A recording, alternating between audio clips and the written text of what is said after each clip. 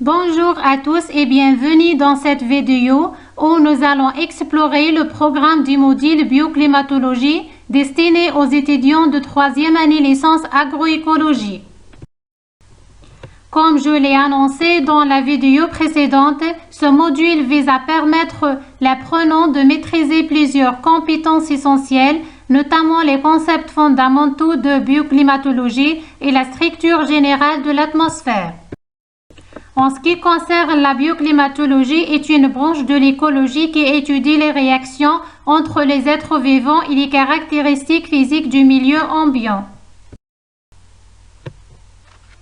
Dans le premier chapitre, intitulé Généralités sur le bioclimat, nous abordons les éléments essentiels de bioclimatologie tels que les facteurs climatiques qui agissent sur les êtres vivants, la différence entre climatologie et météorologie, ainsi les appareils de mesure les facteurs climatiques.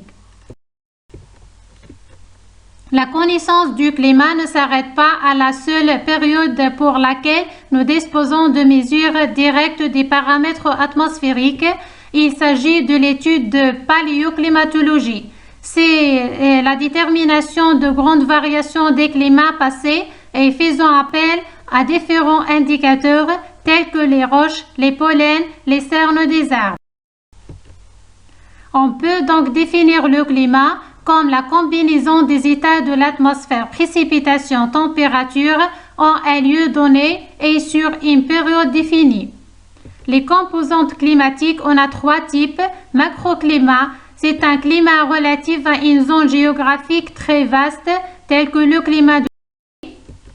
Le mésoclimat, c'est un climat d'une région particulière, comme le climat d'une forêt, et le microclimat désigne généralement des conditions climatiques limitées à une région géographique très petite, telle que le climat. Nous allons dans cette vidéo nous intéresser à la météorologie et la climatologie qui sont 2 domaines scientifiques différents.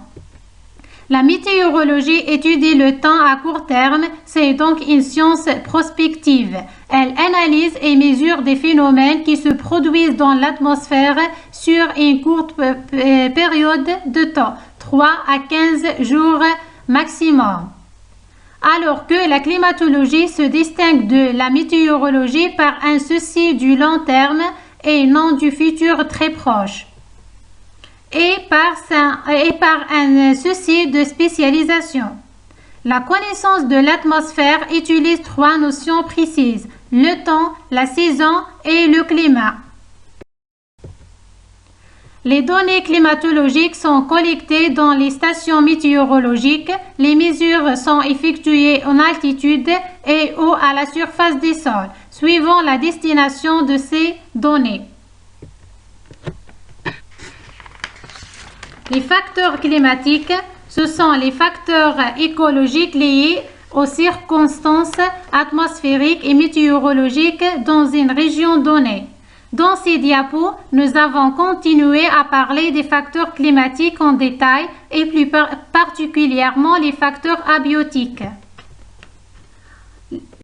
Les principaux facteurs climatiques, on peut citer la température, l'humidité et pluviosité, l'ensoleillement, le vent, la neige, et ces derniers agissent sur les activités des êtres vivants.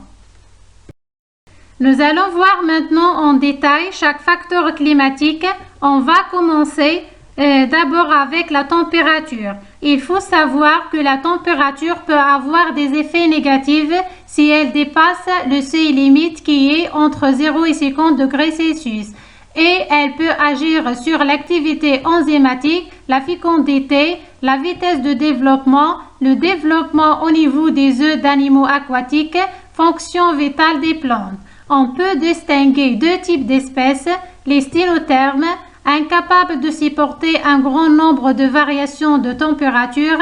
Les eurythermes supportent cette grande variation de température. L'humidité et pluviosité. Il faut savoir que l'eau est la constituant essentielle de la matière vivante et les organismes vivants sont classés en fonction de leurs besoins en eau. On peut distinguer des animaux aquatiques hydrophiles. Ce sont les espèces qui vivent dans l'eau comme les poissons. Les hygrophiles, ce sont les espèces qui vivent dans des milieux très humides comme les escargots et les amphibiens. Les mésophiles, ce sont les espèces qui ont besoin d'humidité modérée moyenne et ils supportent des alternances entre saisons sèches et saisons humides comme les bactéries mésophiles.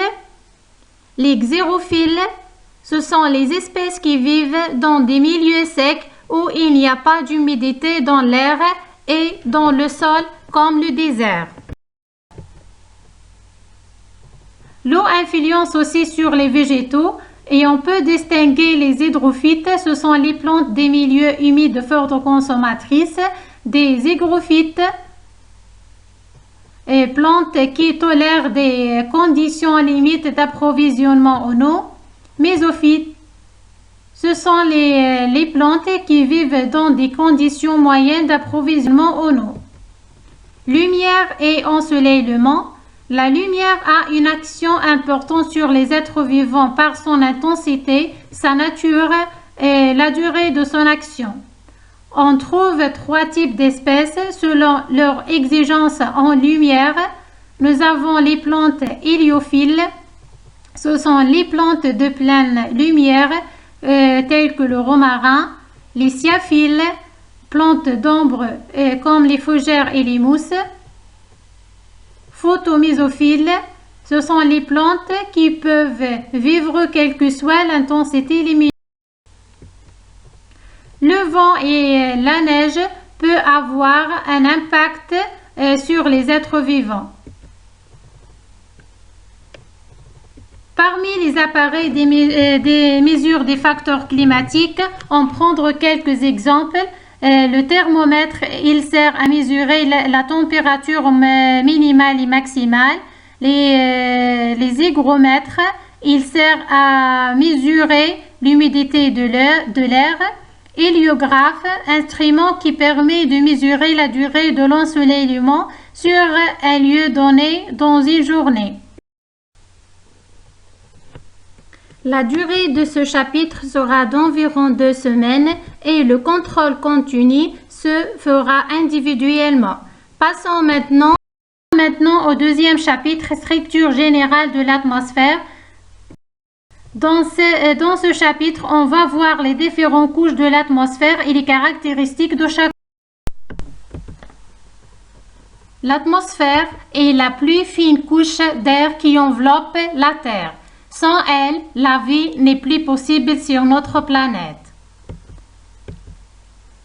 Il se compose d'azote, de dioxygène et de gaz divers tels que le dioxyde de carbone. Les différentes couches de l'atmosphère, on a la troposphère, c'est la plus basse couche de l'atmosphère, où la température est stable.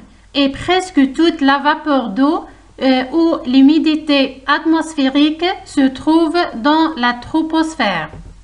La deuxième couche, c'est la stratosphère, où l'élévation de la température est provoquée par l'absorption des rayons ultraviolets du soleil par la couche d'ozone. Troisième couche, c'est la mésosphère et la plus froide des couches atmosphériques. Il est fait assez froid pour geler de la vapeur d'eau en nuages de glace. La dernière couche atmosphérique, c'est la thermosphère, où la pression devient presque nulle et les molécules d'air sont très rares. L'ultraviolet solaire de très courte longueur d'onde. Cette figure montre les différentes couches de l'atmosphère. La durée de ce chapitre sera d'environ 1 semaine et le contrôle continu se fera individuellement. Dans ces 2 chapitres, nous avons abordé les bases essentielles de bioclimatologie, plongeant ainsi dans le monde complexe de l'atmosphère. En explorant les principaux constituants de l'atmosphère, nous avons découvert les principaux couches atmosphériques et les facteurs climatiques qui agissent sur la biodiversité en général. Nous arrivons à la fin de cette vidéo. Je vous remercie d'avoir consacré de temps à sa visualisation.